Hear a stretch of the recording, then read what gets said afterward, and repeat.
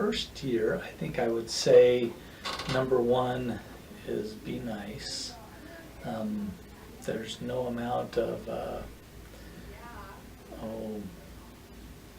skills, communication skills, or any other skills that really can overcome for people who just bottom line aren't nice. And so I think you need to be nice, patient, forgiving, understanding, really all the good Christian characteristics that we talked about. So that's really number one. Satan is really good at communication, but he's not a very nice person. So I think that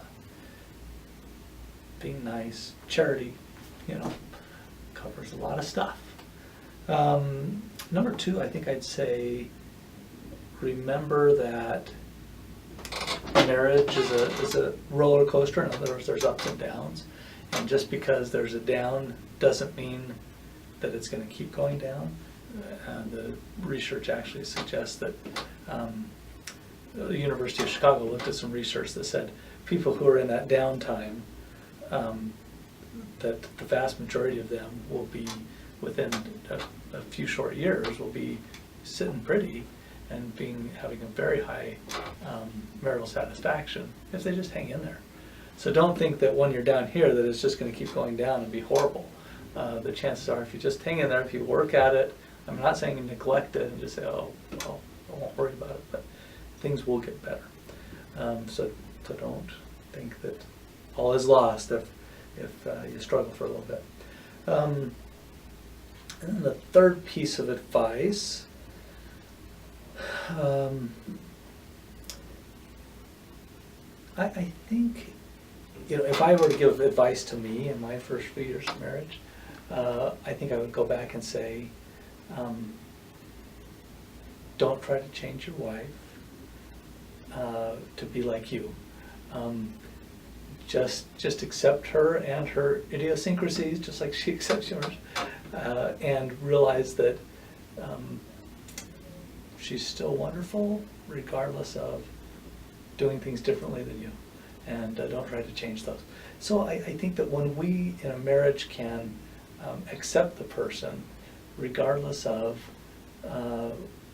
if they are like us or not, and accept their personality differences, their priority differences, their different things that they enjoy and hobbies and whatever else,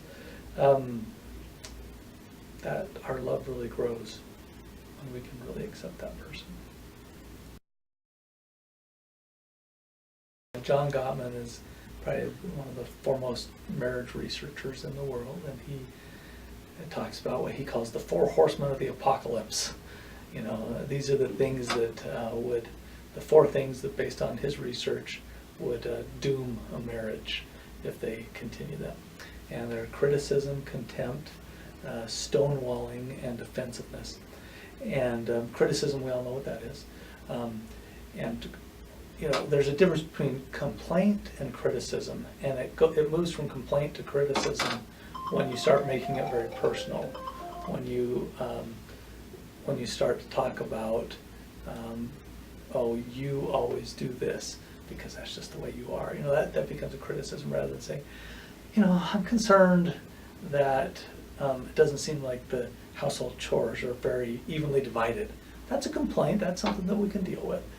But it makes it a criticism when you start personalizing it. This is the way you are. We take it from criticism to contempt when we add an element of disgust.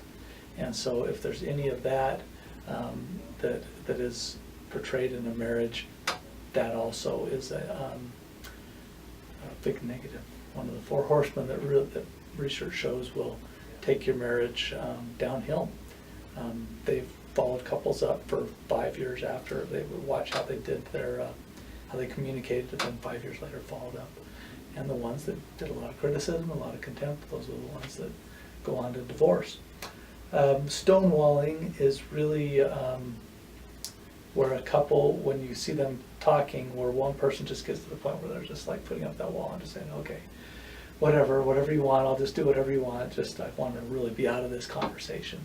And when they start to stonewall and leave emotionally or sometimes physically leave the conversation, that's indicative of couples going downhill. And then defensiveness, that I don't know that we needed research to tell us that, but anytime that we start being defensive and rather than listening to our spouse, that leads to problems. I think this goes back to that roller coaster I talked about, because a lot of times couples will see only two options. They'll say, wow, I can stay in this marriage and be miserable the rest of my life, or I can get divorced and be happy. And really we know from the research that both of those are just false. Most people who stay in the marriage are not miserable. Most of them come back up and they report their marriage within 3 to 5 years later after reporting that it was really miserable. They report that they are happy or very happy in their marriage. And similarly, option 2 is I can get divorced and be happy. University of Chicago did some research and found, this is Linda Waite and Maggie Gallagher in their book, The Case for Marriage. And they found that if you look at married people, single people, divorced, widowed, separated, the people that are most miserable in that whole list are the divorced people. On just about every indicator you look at, whether it's emotional health, physical health, financial health, and relationship satisfaction, just everything, they're the ones that do the poorest. So I think I would say ignore those 2 options and go for the third option, which is stay married and work at it. That's the best option, that third option.